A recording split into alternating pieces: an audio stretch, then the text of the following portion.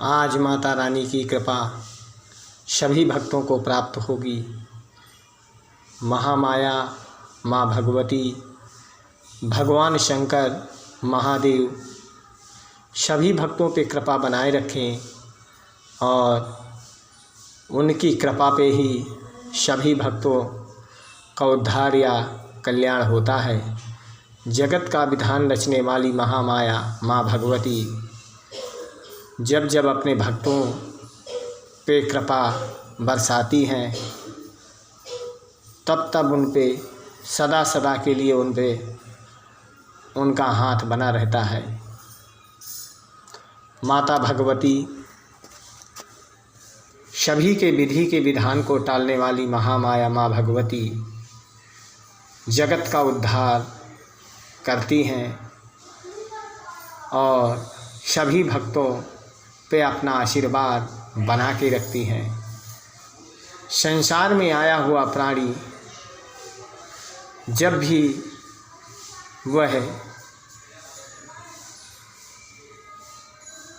भक्ति में लीन होता है तो वह सब कुछ अपना भूल जाता है। अच्छा या बुरा सभी कुछ वो भूलना प्रारंभ कर देता है। भक्ति कई प्रकार की होती है। कुछ भक्त ऐसे होते हैं जो मन से भगवान की जब तक पूजा करते हैं और कुछ भक्त ऐसे होते हैं जो भाव से करते हैं। कुछ भक्त ऐसे होते हैं जो तन और मन से करते हैं। कुछ भक्त ऐसे होते हैं जो धन से भगवान की पूजा करते हैं। अब हमें ईश्वर की आराधना करने के लिए इन चीज़ों की आवश्यकता कुछ भी नहीं है, क्योंकि ईश्वर कुछ कहता नहीं है और ना हमसे कुछ मांगता है। जब भी कुछ अगर ईश्वर हमें देता है तो वह हमें देता ही है, हमसे कुछ भी लेता नहीं है। फिर हम ईश्वर से अगर मांगेंगे तो क्या मांगेंगे? आज वैकुंठी चतुर्दशी है, क्योंकि भगवान नारायण आज के दिन ही वैकुंठ धाम से पृथ्वी लोक में आए थे और सभी भक्तों पे कृपा बरसा करके वह फिर वैकुंठ धाम को चले गए थे। शेष शैया पर लेटे हुए भगवान नारायण का जब जन्म हुआ था उस समय भगवान की कृपा या उनके ललाट से इस प्रकार से कोमल सी चमक चमक रही थी, जिस प्रकार से मणि सर्प अपने मुख से निकाली हुई मणि से चमक आती है, उसी प्रकार से भगवान नारायण के भी स्वरूप से चमक आ रही थी।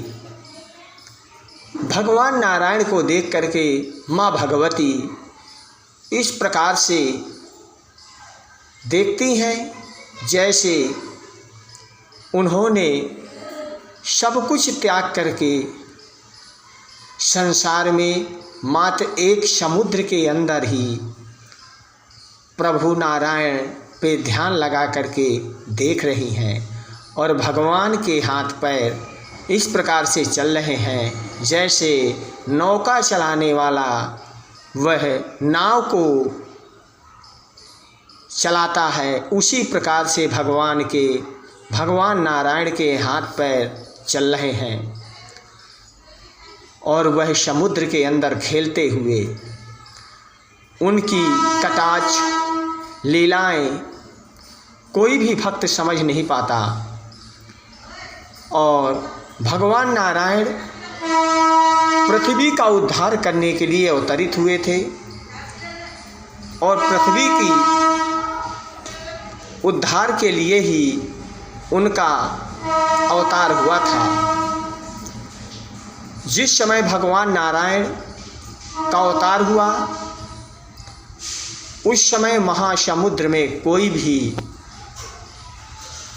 इस प्रकार से कोलाहल हुआ मानो प्रलय का समय दोबारा फिर से आ गया है।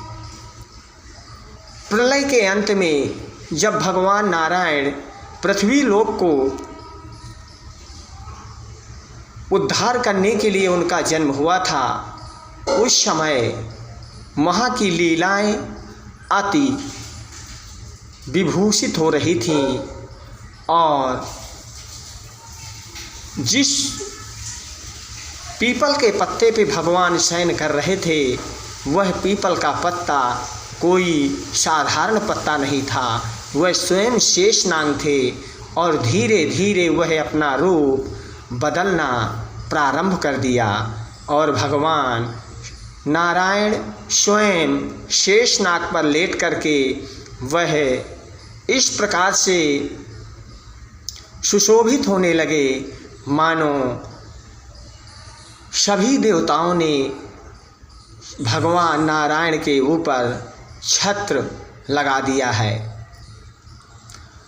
उस समय प्रभु की कटाक्ष माया इस प्रकार से सभी भक्तों को मोहित कर रही थी, जिस प्रकार से भक्त की मनोकामनाओं को देख करके वह ईश्वर की आराधना करना प्रारंभ कर देता है।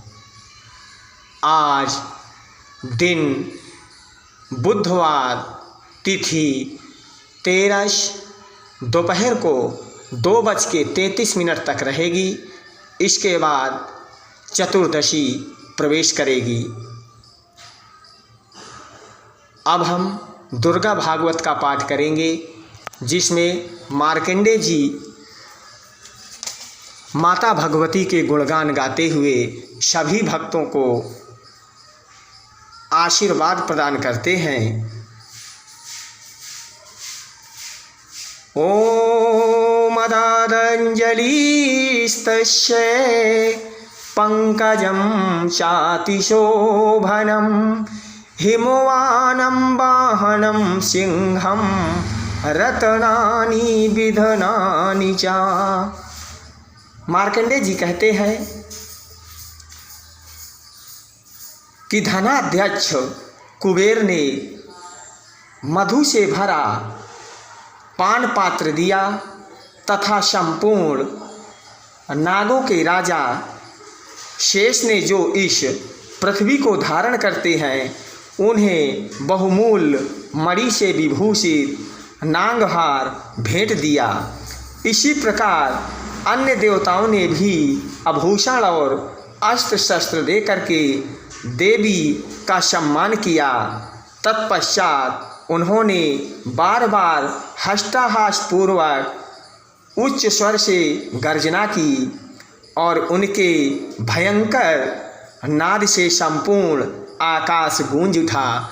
इस प्रकार से माता भगवती के गुणगान करते हुए मार्कंडेय जी संतों को बताते हैं कि किस प्रकार से माता भगवती ने सभी भक्तों का उद्धार किया था और असुरों का संहार किया था। बोल सच्चे दरबार की जय। जय माता दी।